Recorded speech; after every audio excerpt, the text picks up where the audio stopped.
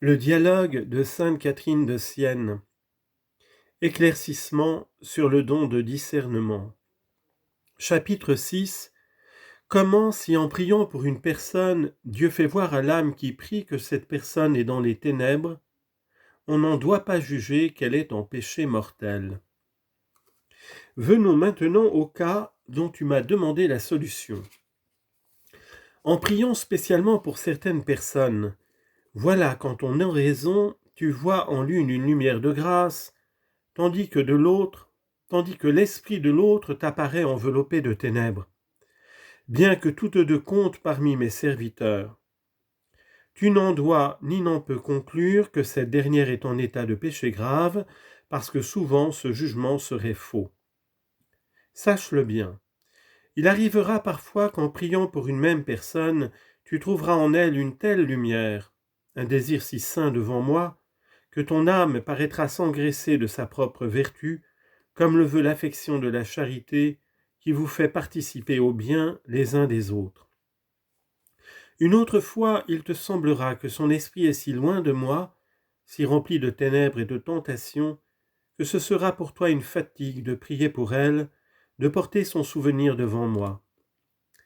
Il se peut que ce soit là la conséquence d'une faute en celui pour qui tu pries, mais le plus souvent il n'y aura là aucun péché. Ce sera simplement moi, le Dieu éternel, qui me serai retiré de cette âme, comme je le fais souvent pour provoquer à la perfection.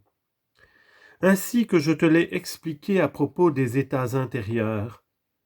J'aurai retiré le sentiment de ma présence, non ma grâce.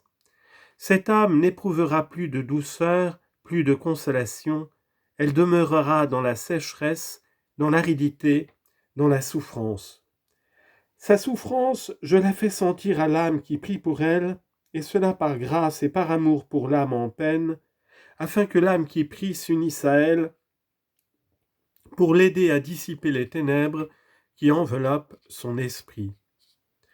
Tu vois donc, ma très douce et très chère fille, combien tu serais aveugle et digne de blâme si tu jugeais, toi ou quelque autre, sur cette simple apparence, que c'est le péché qui est la cause des ténèbres que je t'aurais montré dans cette âme, car tu as vu qu'elle n'était pas privée de ma grâce, mais seulement de la douceur que je lui faisais goûter dans le sentiment de ma présence.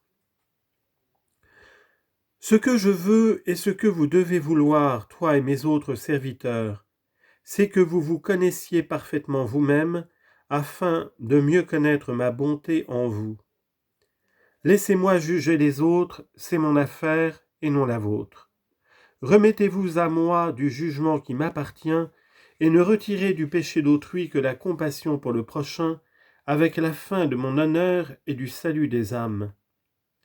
Avec un ardent désir, prêchez la vertu et reprenez le vice en vous, et aussi dans les autres, mais selon la mesure que j'ai déterminée plus haut. Ainsi vraiment tu viendras à moi, ainsi tu feras voir que tu as bien compris et que tu observes la doctrine qui te fut donnée par ma vérité, qui est de voir ma volonté en tout, sans t'occuper de celle des hommes.